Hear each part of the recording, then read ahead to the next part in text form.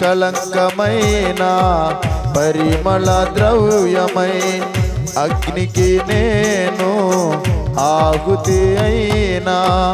నిష్కళంకమైన పరిమళ ద్రవ్యమై అగ్నికి నేను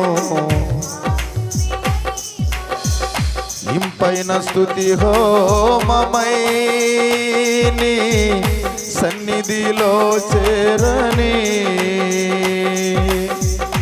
ఇంపైన స్తుతి హోమమై నీ సన్నిధిలో చేరని. ఆరాధన స్తుతి ఆరాధన అందరూ కూడా స్తుతి ఆరాధన ఆరాధన స్తుతి ఆరాధన ఆరాధన.